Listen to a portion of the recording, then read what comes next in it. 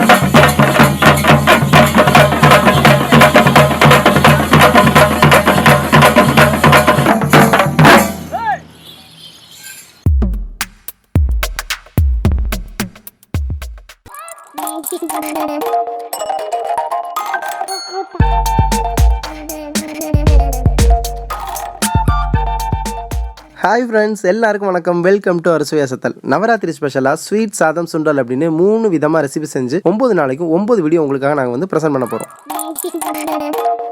நவராத்திரி 8வது நாள் வீடியோவில் இன்றைக்கி நம்ம இனிப்பு வகைகளை என்ன பார்க்க போகிறோம் அப்படின்னா பாதாம் கீர் எப்படி செய்யலாம் தான் பார்க்க போகிறோம். வாங்க வீடியோக்குள்ளே போகலாம். ஒரு கைக்குத்தளவு பாதாமை தண்ணியில் ஊற வச்சுக்கோங்க. ஒரு 5 மணி நேரம் ஊறினதுக்கு அப்புறம் அதோட தோல்லாம் நீக்கிட்டு அதை மிக்சி ஜாரில் போட்டு நல்லா கிரைண்ட் பண்ணிக்கோங்க. கிரைண்ட் பண்ணுறப்ப நல்லா காய்ச்சின பாலை கொஞ்சம் கொஞ்சமாக ஊற்றி கிரைண்ட் பண்ணிக்கோங்க. இப்போ அடுப்பில் ஒரு கடாயை வச்சுட்டு நம்ம காய்ச்சின பாலை ஒரு 1 லிட்டர் அதில் ஊற்றிக்கோங்க.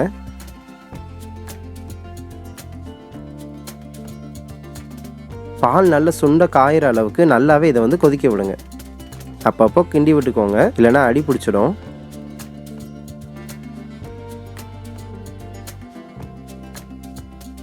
இப்போ நம்ம அரைச்சி வச்சிருந்த பாதாமை இதோட கலந்துக்கிடுங்க.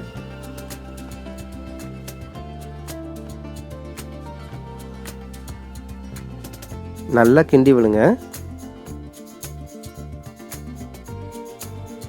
இப்போ கொஞ்சமாக குங்குமப்பூ போட்டு அதையும் நல்லாவே கிண்டி விடுங்க.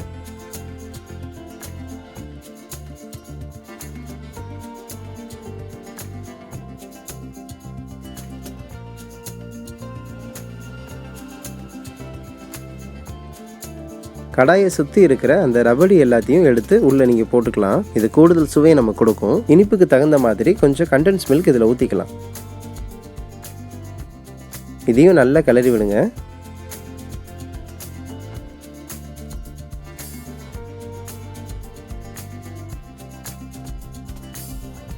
ஃப்ரை பண்ண பாதாமை குட்டி குட்டியாக நறுக்கி போட்டு இதில் நீங்கள் போட்டு நல்லாவே கலந்து விட்டுக்கலாம். ரெஸ்டாரண்ட் ஸ்டைலில் சுவையான பாதாம் கீர் ரெடி.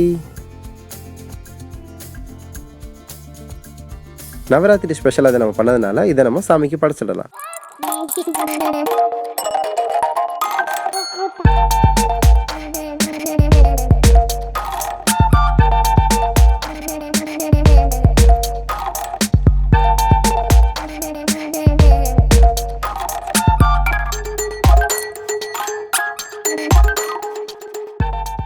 சாதம் வகையில் இன்றைக்கி நம்ம என்ன செய்ய போகிறோம் அப்படின்னா வரகு அரிசி பொங்கல். டயபெட்டிஸ் பேஷண்ட்டுக்கு ரொம்பவே முக்கியமான ஒரு உணவு இது. இது எப்படி செய்யலான்னு பார்க்கலாம் வாங்க. குக்கரில் கொஞ்சம் நெய் விட்டுக்கோங்க.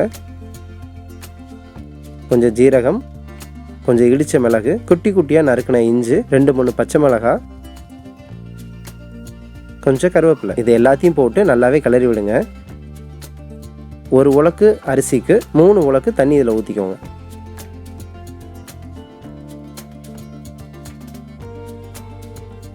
ஒரு டீஸ்பூன் மஞ்சள் பொடி, தேவையான அளவு உப்பு, இதெல்லாம் போட்டு நல்லா கிளறி விட்டுக்கோங்க. இதில் 1/2 டீஸ்பூன் பெருங்காயப்பொடி போட்டுக்கோங்க.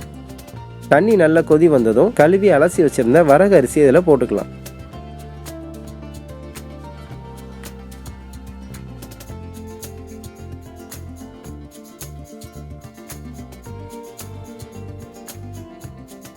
இப்போ குக்கரில் 2 விசில் வச்சு எடுத்தீங்க அப்படின்னா நல்ல ஹெல்தியான புதுமையான சுவையில் வரகு அரிசி பொங்கல் தயார்.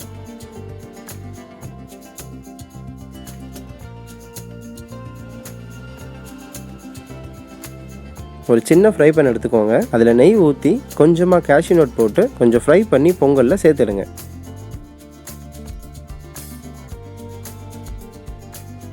வரகு அரிசி பொங்கல் ரெடி ஆயிடுச்சு. இதையும் நம்ம சாமிக்கு படைச்சிடலாம்.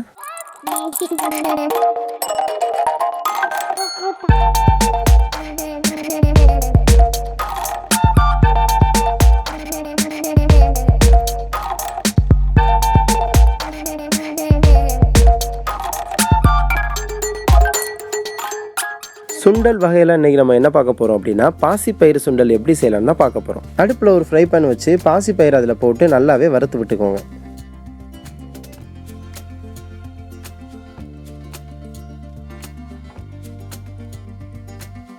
பாசிப்பயிறு கலர் மாறினதும் நல்ல ஒரு மணம் வரும்.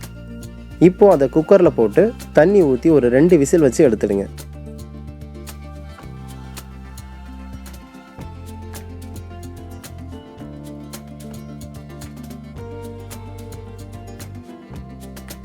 பாசிப்பயிறு நல்லாவே வெந்துருச்சு. இப்போ ஒரு ஃப்ரை பேனில் கொஞ்சமாக கடலெண்ணெய் விட்டுக்கோங்க. கடுகு உளுந்த பருப்பு போடுங்க. கடுகு வெடித்ததும் 3 சிவப்பு மிளகாய் வெட்டி போட்டுக்கோங்க. கொஞ்சம் கருவேப்பிலை போட்டு நம்ம வேக வச்சுருந்த பாசிப்பயிறு இதில் போட்டு நல்லாவே கலந்து விட்டுக்கோங்க. தேவையான அளவு உப்பு போட்டுக்கோங்க. இதை நல்லா கிளறி விடுங்க.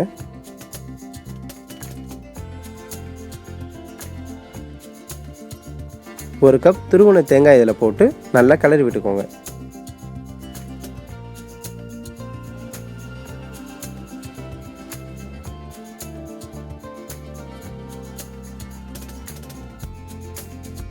ரொம்ப சத்தான பாசிப்பயிறு சுண்டல் தயார். இதையும் சாமிக்கு படைச்சிடலாம்.